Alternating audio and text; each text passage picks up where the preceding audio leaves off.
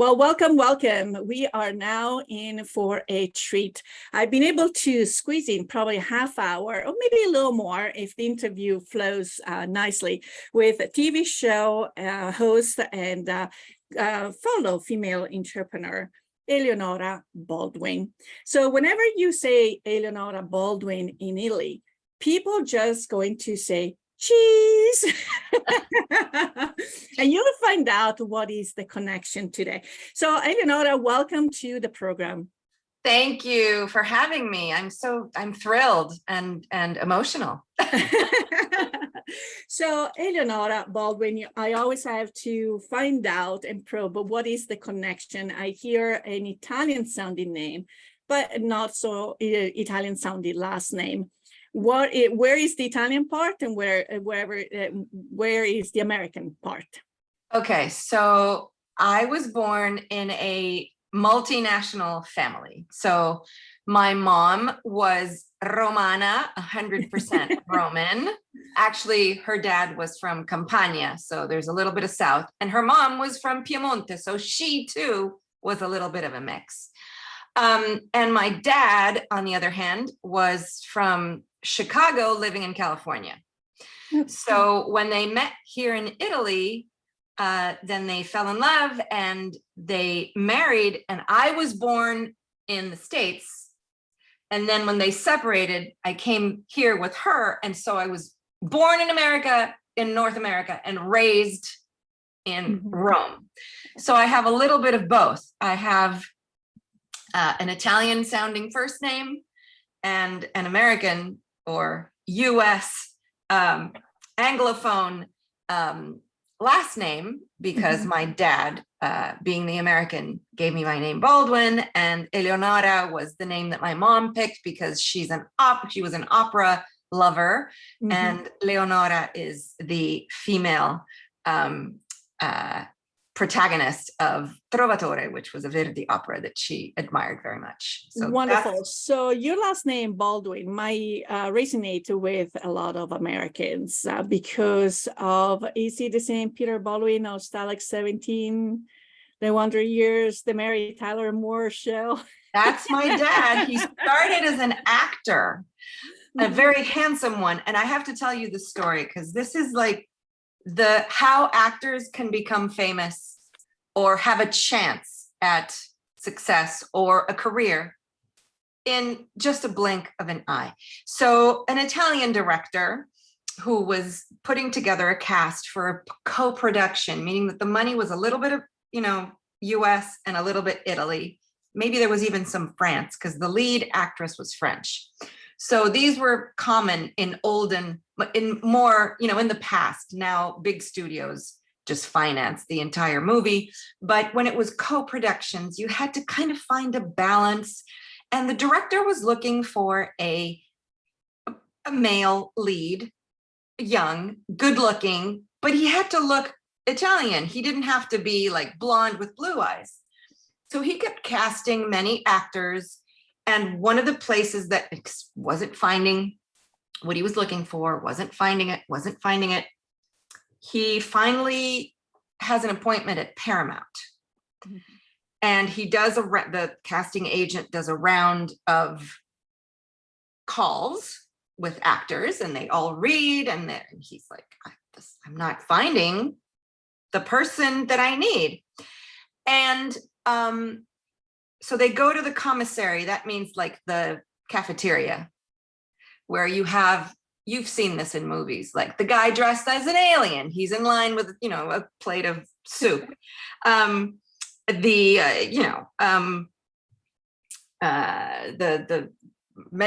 medieval guy. And so they're sitting in this commissary. Dino Risi, the director, he's like, I'm not finding my lead. I'm not finding it.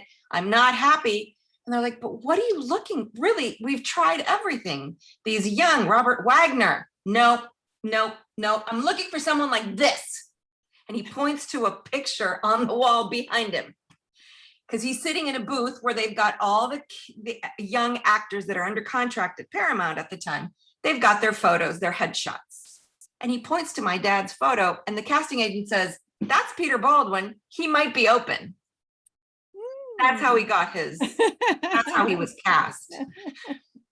So he started as an actor and was in many wonderful films, including the ones you mentioned. This that I was talking about was Un amore a Roma, a love story in Rome. Very, very sad story of innocent young man who falls in love with the wrong girl, where my grandfather, Vittorio De Sica, did a cameo.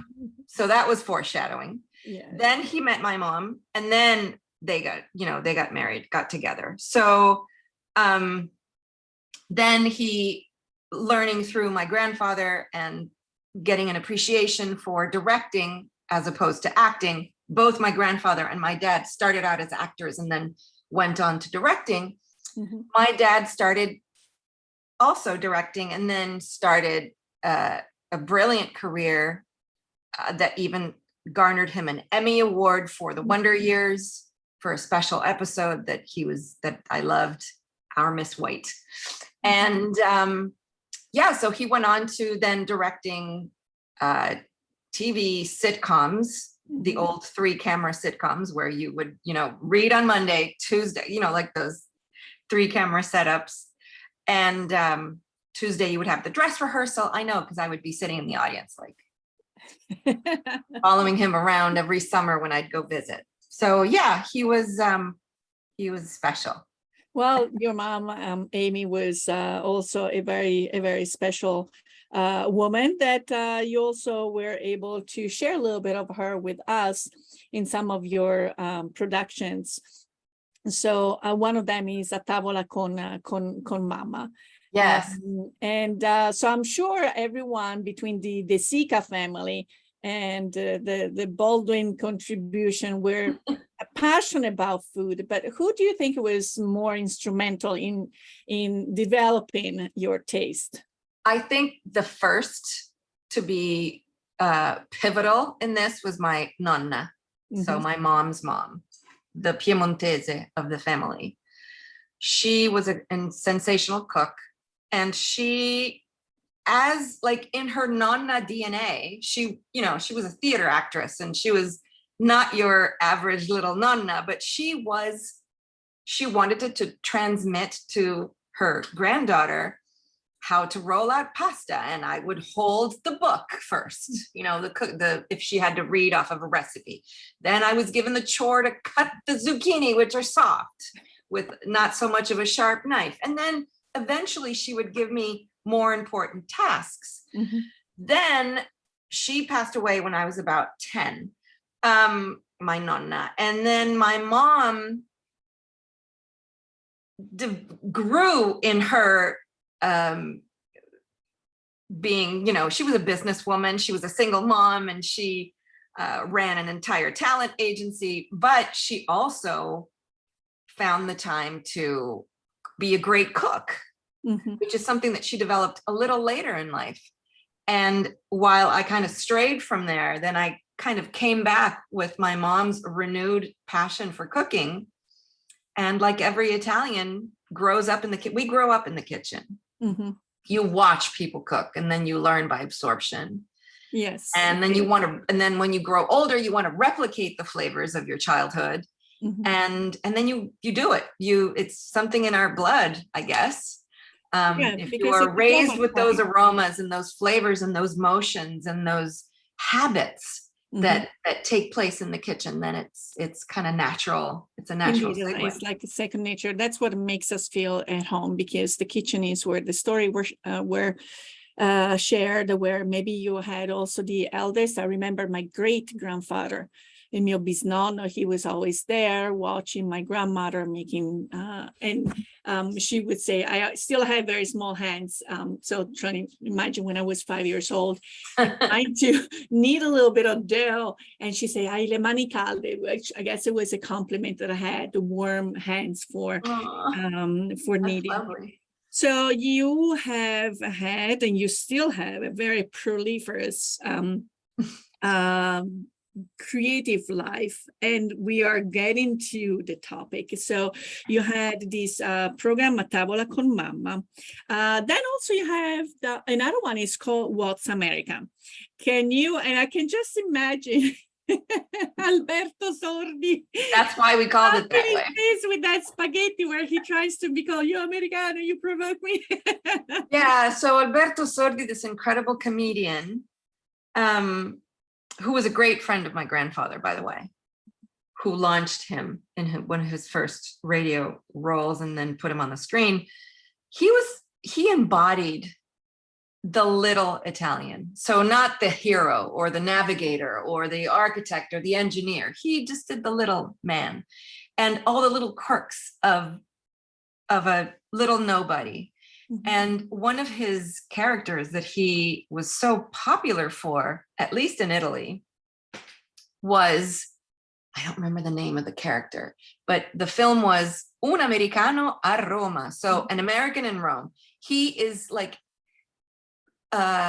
devoted to the American culture, to, you know, American movies, and he chews gum and he's dressed in a way that he thinks is American looking, but it's not. He wears like a cap, but it's not really a cap. It's like one of those bicycling hats, because that's all you could get back then in Italy. And then he tries to eat things and he's like, Americans mix everything. So yogurt and potatoes, and he does something disgusting. And then he ends up eating spaghetti with his hands because it's like, that's it. That's all I can eat because I really didn't like that. But his character is someone who is always trying to speak English, but he can't. So he's like, what's America? And so that's why I wanted to call this 10 episode series that was broadcast on Gambero Rosso channel, which is a 30-year-old TV network dedicated to food. So like the Food Network 30 years ago. Yes. Yeah.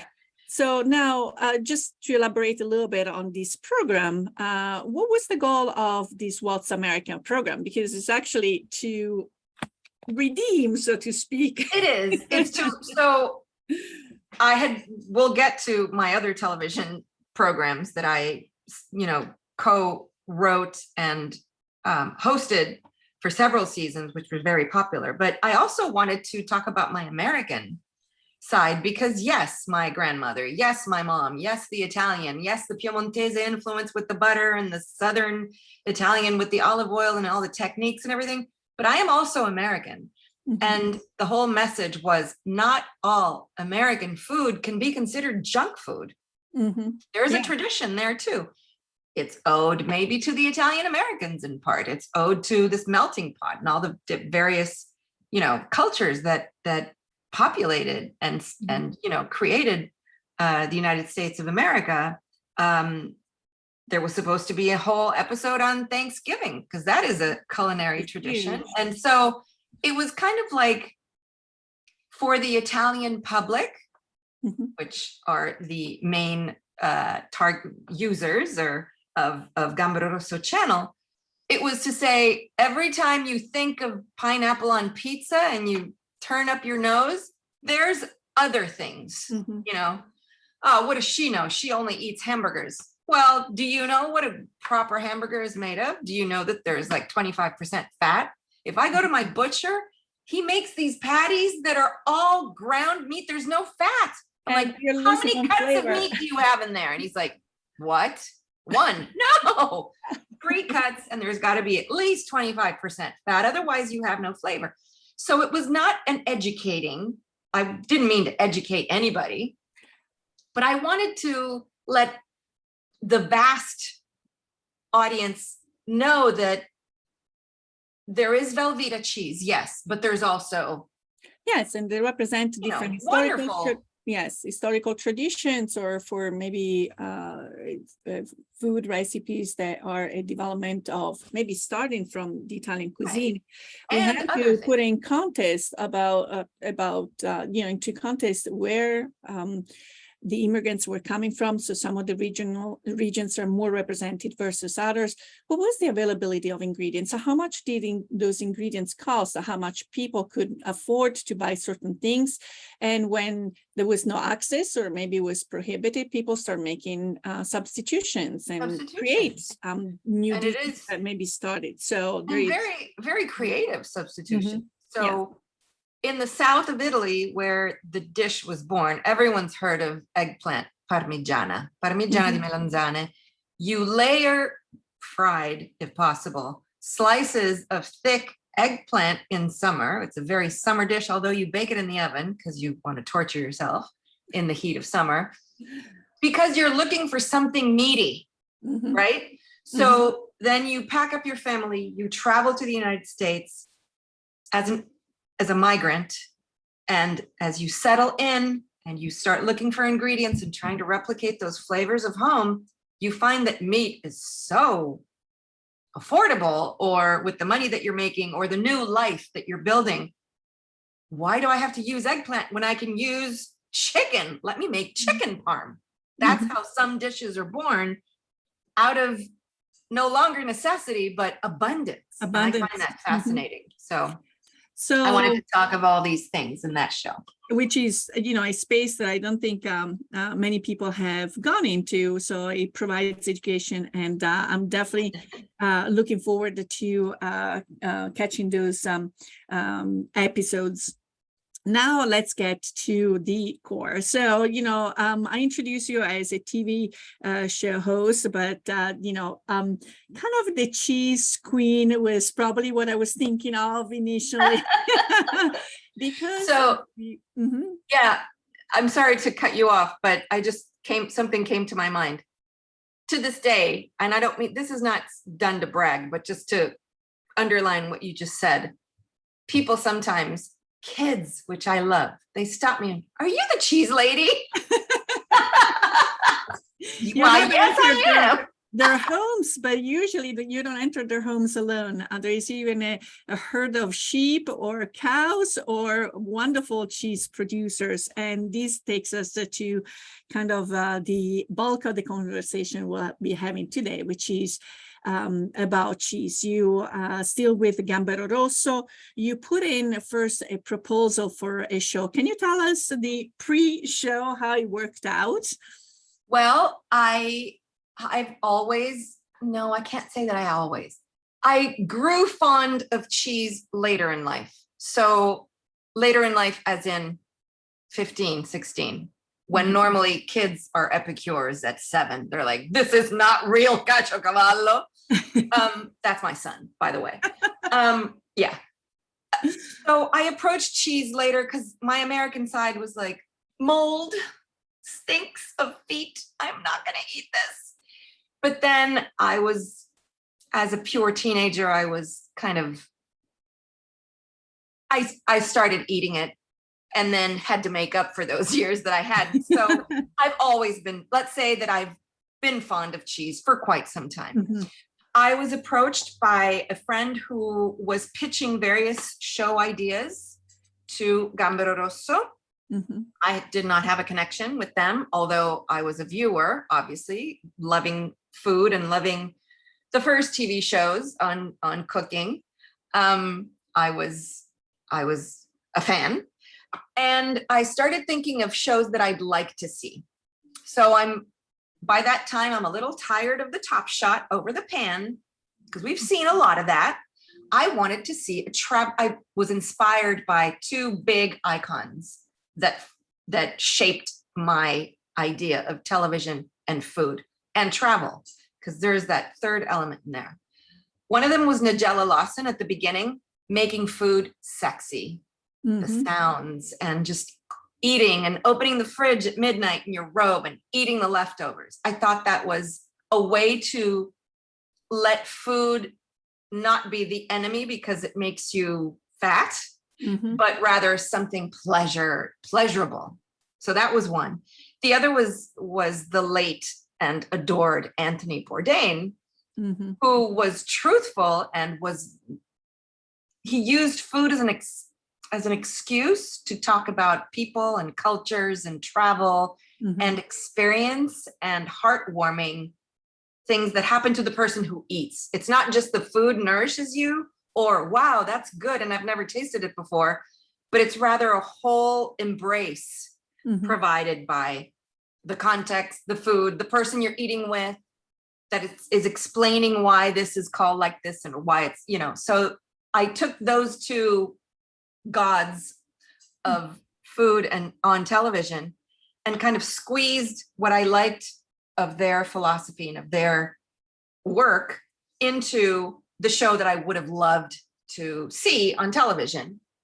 And that was, I had been blogging, because that was the time back then. We're talking about,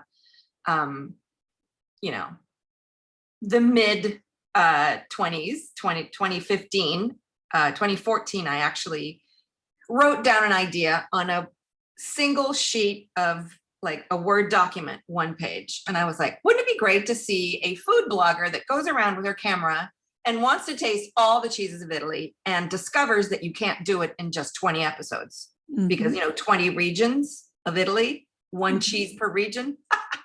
That's what I learned. There are thousands of cheeses. There's 600 plus DOP, so protected designation of origin, plus all the other combinations, plus all the ones that are not DOP or that are just, you know, made in someone's garage, which are amazing. So I gave this document to my friend who went to the meeting, and she said, they want to meet you. They want to do it. So I was like, that's great. I'm going to sell a show to Gambero Rosso. We went to the meeting and they said, no, we want you to be the host, because you're clearly talking about yourself. Yeah, I am, but I'm not a TV persona. I'm overweight, middle-aged, and not what I would expect to see on television. And they said, we want that. We want people to identify with a real person, someone who loves what she's doing. And so the rest is several seasons of very, you know, very popular shows. And people, as I said, I received the feedback of, well, a lot of haters, a lot of people who don't like the fact that I'm overweight, but that's their problem. But lots of like moms saying, my kids now love cheese. Thank you so much. Or cheese producers that were lesser known, and now they have people ordering, you know. Like we had to set up an e-commerce because people, you know, overseas want to buy our cheese thanks to you. So that was and lovely. We haven't mentioned the name of the program yet. Well, you know, it works better in Italian because let's do it. The way we say the alphabet is not ABC, but ABCheese. So ABCheese. And you see how cheesy I am that I put my alphabet shirt on. Actually, it looks. I know, I love it. I'm looking at it. It's like it looks more like an eye exam shirt, but I was trying to pick on the theme and have something appropriate. So I have to say that when I I watched you and I also listened to your podcast, and I've never enjoyed a show as much. It is informative. You're just hilarious without trying to be hilarious. You're a cipicchia, mannaggia, that just, or whatever it is, that just ammazza, they just come in, you know, drop in as a true Rome and really make you an explosive combination. And I just, the podcast, again, it's equally informative, and we'll talk about, you know, this one of specific episode that I listened to. So let's talk a little bit about cheese. So what we call cheese, is it all cheese, or there's some naming conventions that might not really be cheese, but I don't mean to pass as the cheese snob or you shouldn't eat this cheese out of season. No, I eat them all. Although one cheese I do not eat, the one with the little maggots in it. That's just me. You know, I know it's a maybe delicacy. on a blindfolded. Right, with a blindfold, but a blindfold so you pick out all the little. My mom used to love it. Whatever. Cheese is, we want to simplify it and not get really technical, but we're talking about liquid, freshly milked milk that becomes solid.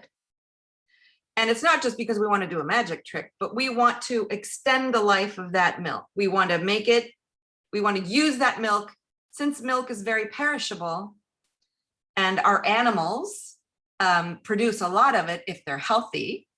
We want to capture that liquid gold, and we want to make it something that lasts a long time, possibly, or very fresh and eaten in the day. So in order to turn your precious milk into something that lasts you a little longer,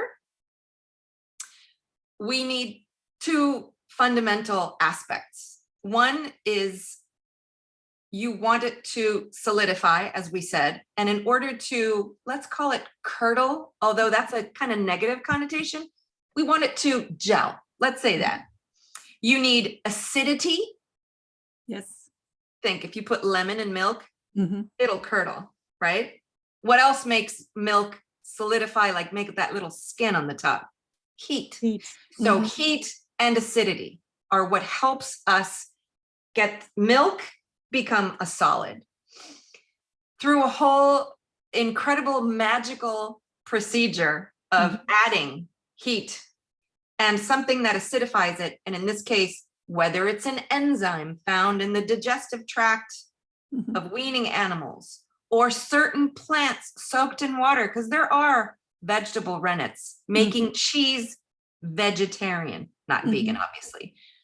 But when I tell my vegetarian friends or clients in of my tours, my food tours, that not all cheese is vegetarian, I see some people like faltering and sitting down and having a moment, because some cheeses are made, the majority, let's say, of cheeses are made with an animal product.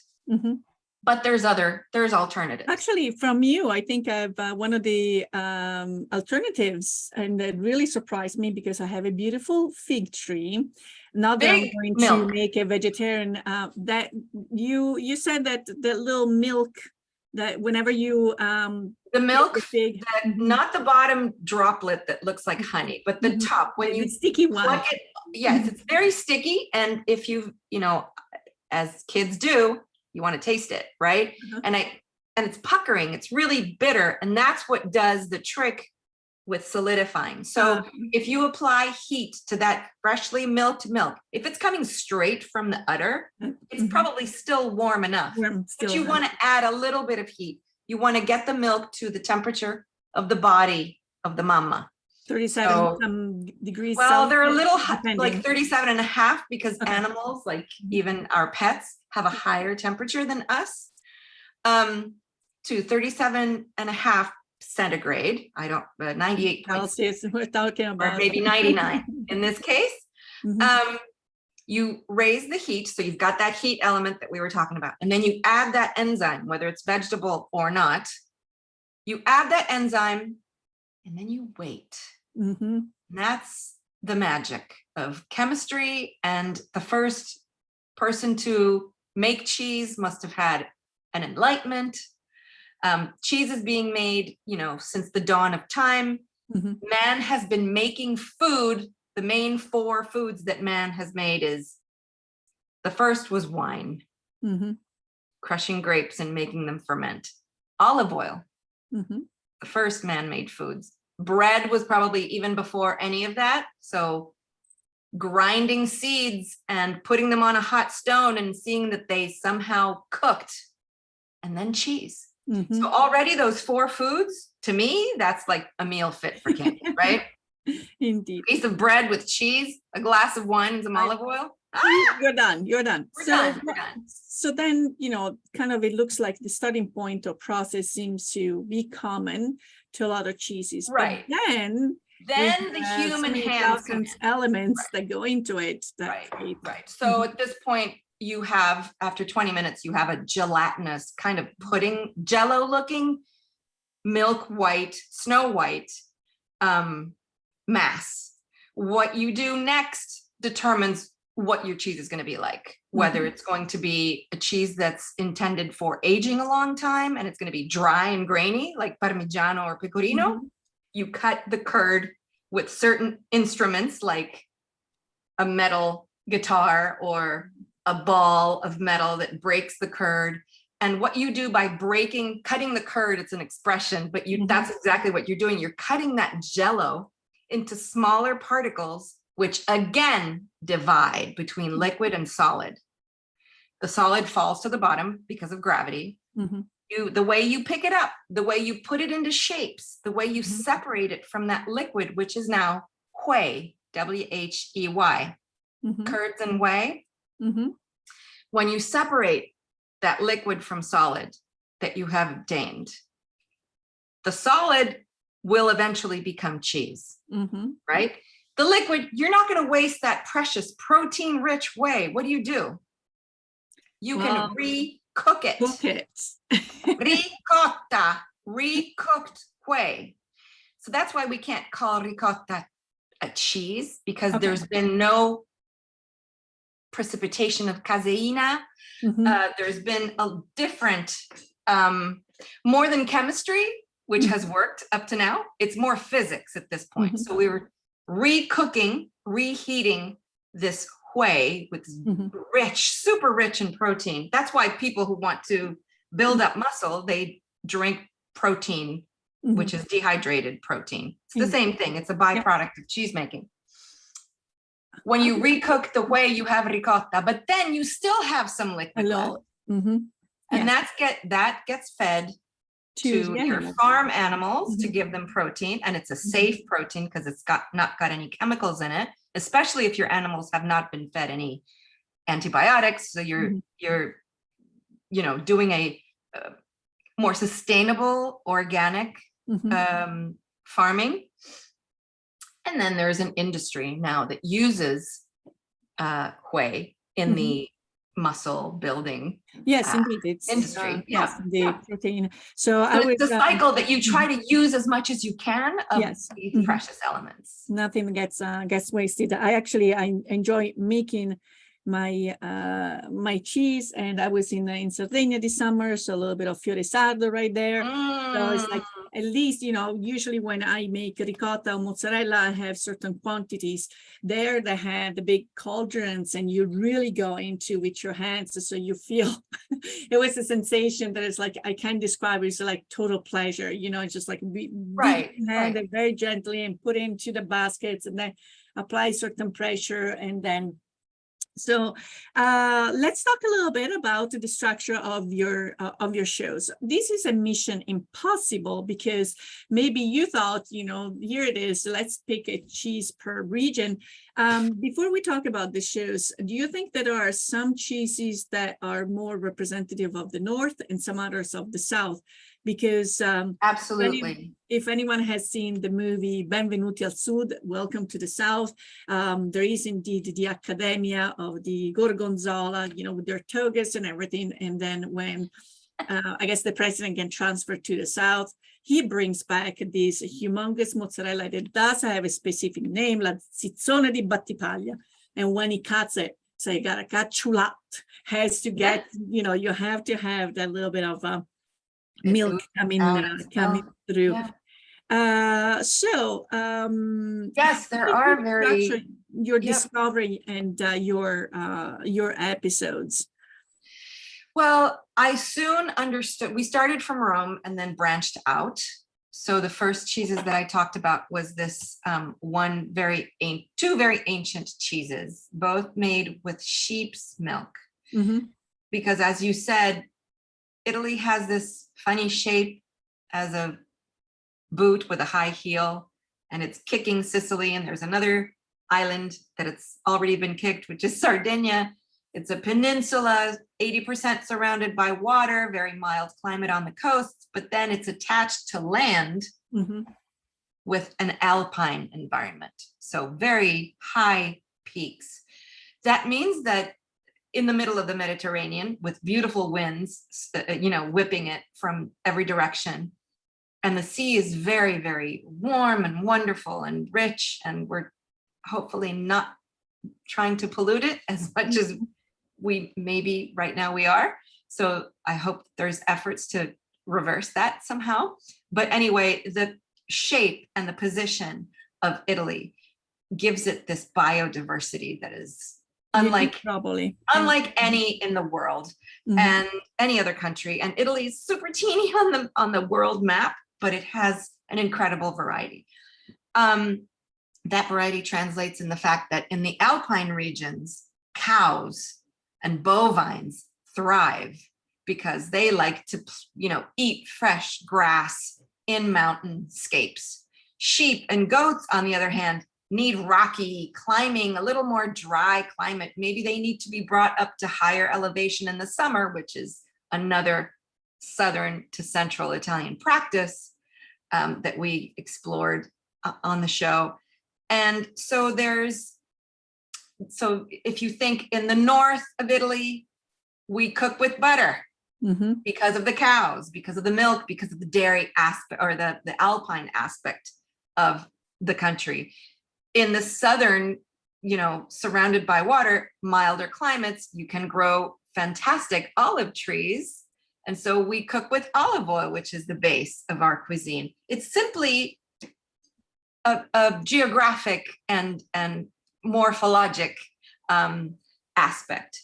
So yes, cheeses that are made with cow's milk. So the beautiful provolone and the gorgonzola and the parmigiano that's best made in flat plains where these cows are just eating the special grass that's only in this little triangle between two rivers. That's why the Parmigiano Reggiano is so unique. It's because it is the reflection of the animal's diet, and the diet is only there. In the South, you have the fresher. You have to also think of climate. In the South, it's warmer. And so you want fresher cheeses or cheeses that can be aged despite the heat. And so long agings, or young mozzarella di bufala, burrata, which you just bite into. And it's like, I can't say the word. It's so sensual. So yeah, there is a great variety. And we wanted to explore that with the show. And so we branched out from Rome and started visiting various regions. And just the structure of the episode is, to get back to your question, I kind of took a detour there.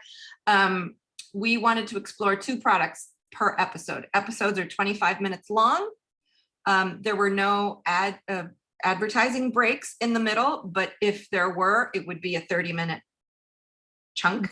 But it was just like a 25 where there's a beginning where I'm like, okay, today I want to explore the best mozzarella di bufala.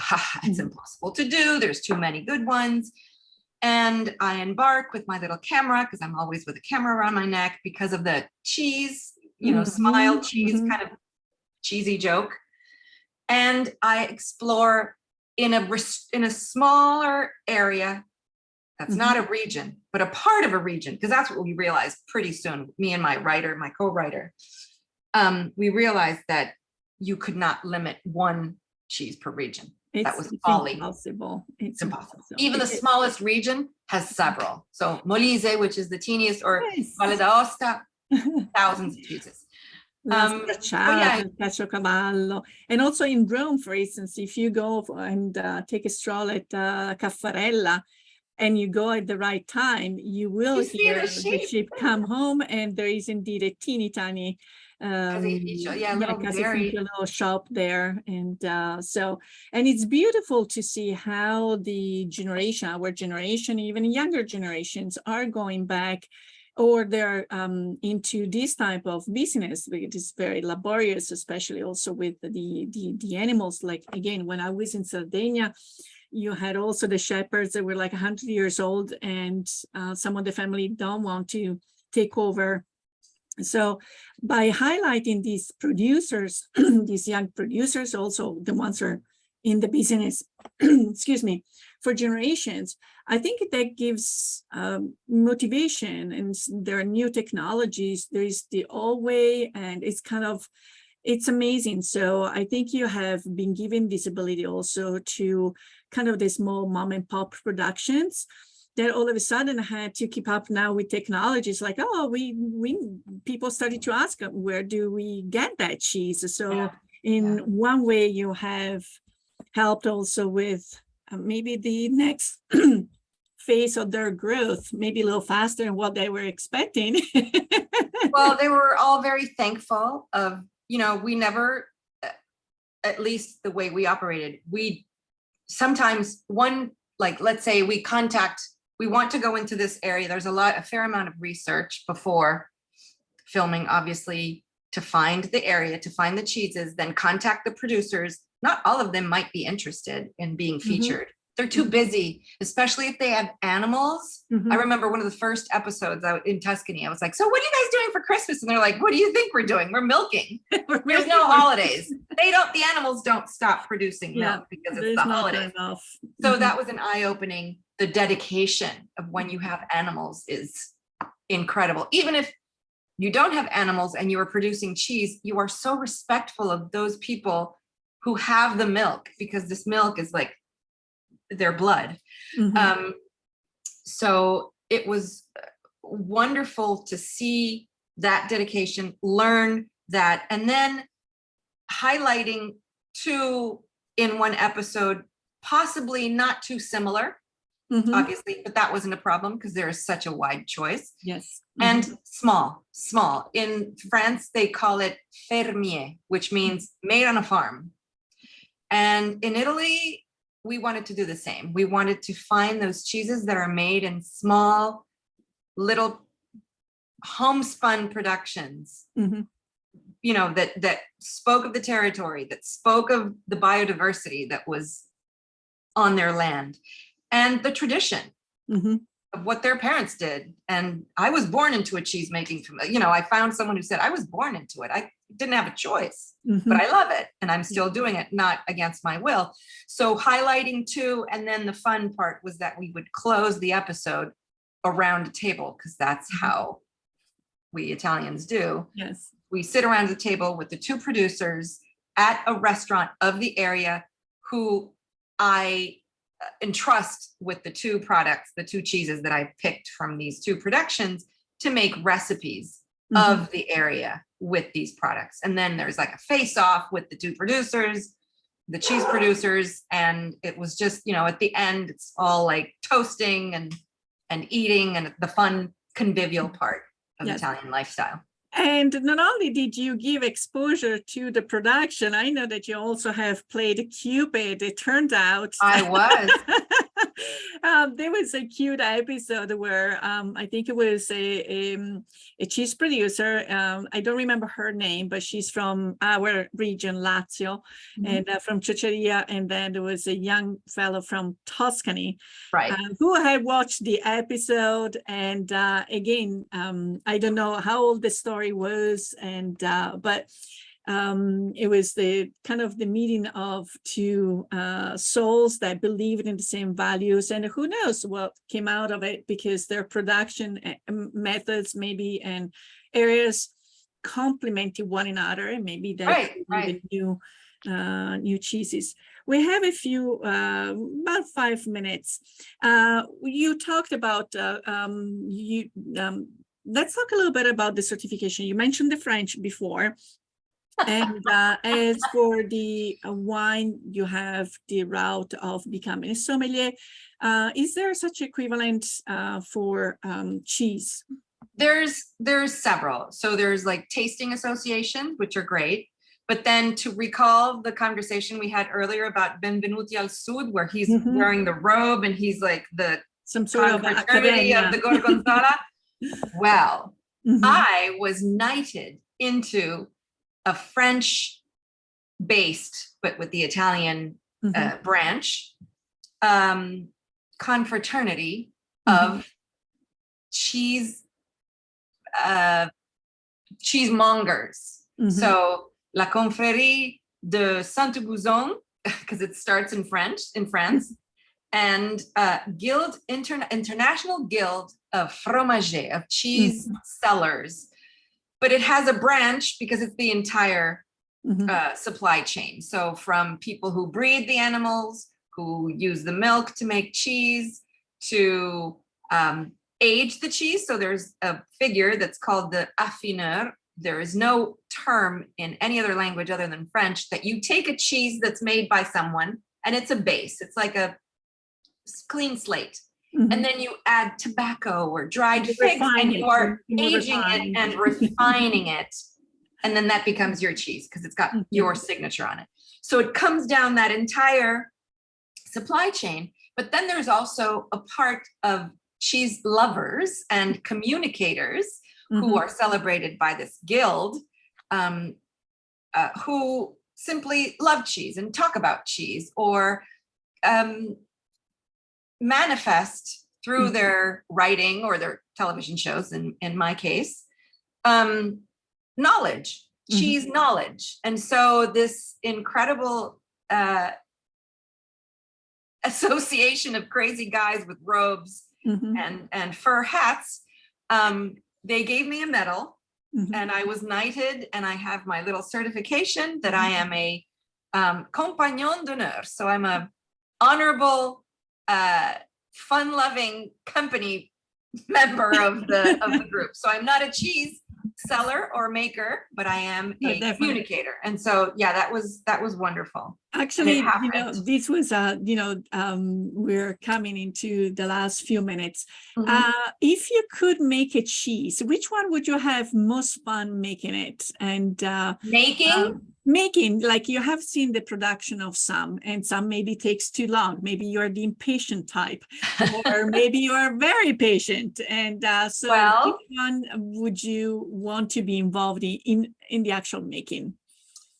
Well, I'm going to use two examples. One, I have tried making mozzarella di bufala. So I've put my hands in, I've tried to mozzare, to cut, sever the ball.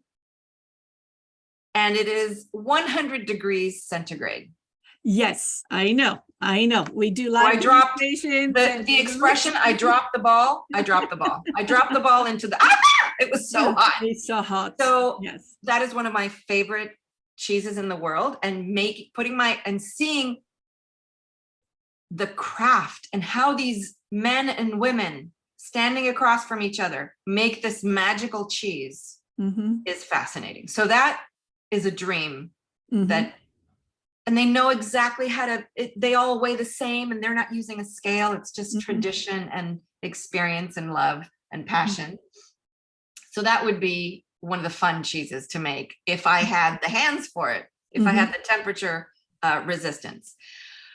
The other criterion that I'm using is one of my favorite cheeses. So I'd love to make it so that I'd have it available all the time, is something blue with spores. That very cheese that scared me as a child, and that now is my guilty pleasure. It's so unique to create a cheese, put spores in it that are dormant. Spores meaning the base of what a mushroom or a bacteria, healthy bacteria. In this case, penicillin, Penicillium roqueforti.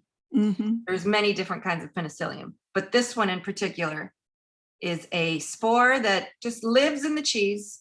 You make the cheese, as we said, you divide liquid from solid, then you put it in it's very pudding-like, it's very soft. You put it in a shape, and you wait a couple weeks. Then you pierce it with needles. And once you pierce it with needles, the air, the oxygen activates those dormant spores, and you get all those beautiful veins. That's magic. So going back to the mozzarella, there is this, it's been going on for 30 years, this continuous debacle with my dad. He wants to put it in the fridge.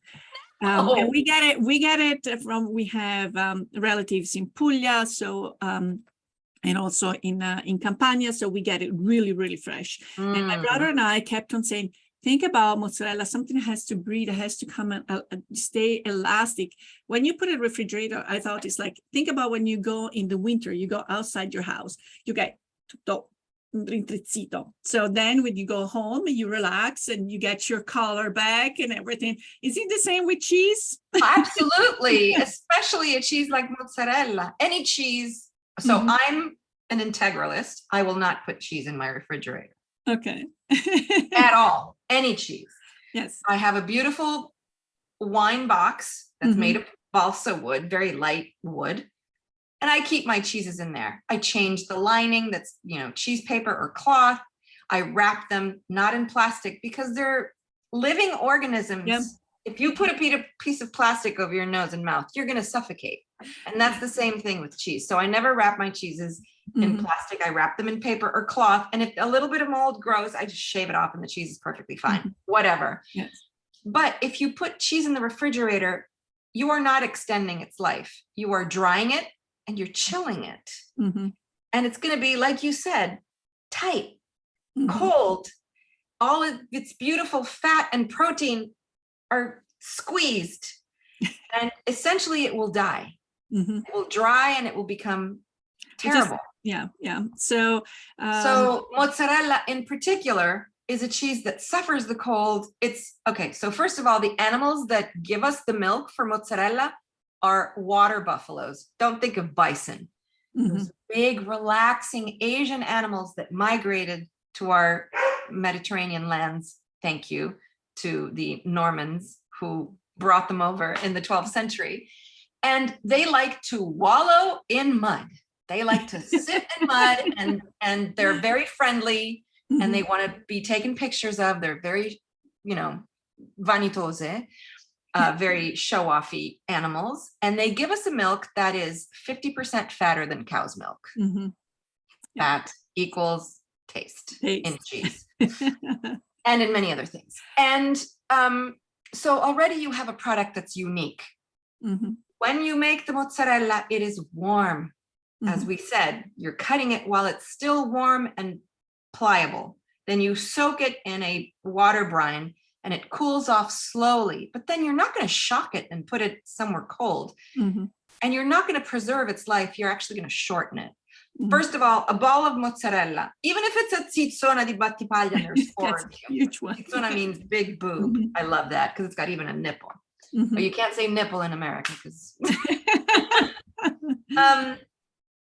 how much is going to be left over? Oh, in our house, none. Just the liquid that has been sitting there. Right? Okay, so you're not going to say, oh, that little corner, I'm going to put it in the refrigerator. No, just you cut it up the next day and you put it in a soup or on your pasta if you really have to. So buy smaller. Don't buy 7 kilos of it unless you're planning to give it away as gifts. And please do not put it in the refrigerator. Okay, 1 minute. If people wanted to spend an afternoon with you in one of your tours, tell us a little bit about the company. Okay, so my co-owned and co-founded company is called Casa Mia Tours. You come to our house where we do cooking lessons in people's homes. We do food tours. We do wine tastings, vineyard tours, olive oil tours, cheese and wine tasting appreciation all over Italy. So Lazio, the region of which Rome is the capital, Naples, the Amalfi Coast, Tuscany, Emilia Romagna, so Bologna, we do a Parmigiano Reggiano tour that is like incredible. And a large part of Sicily, which is a universe unto its own with the best wine and the best cheese and the best food. And so, you can look at our website, casamiatours.com, and pick your next adventure. And we even do, during COVID, we did a lot of online stuff because people couldn't travel. Now everyone is traveling.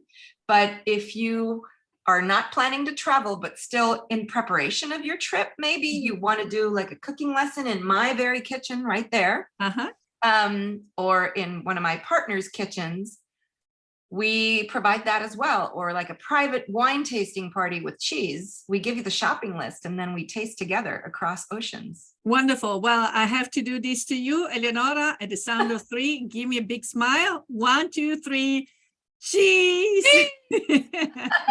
Thank you for your time. You've been delightful. Can't wait to be back home, Roma, and maybe give you a call and we'll meet up for a maritozzo. Absolutely. Maritozzo and a piece and of then cheese. we'll go from there. Yes. Okay. All right. It's a date.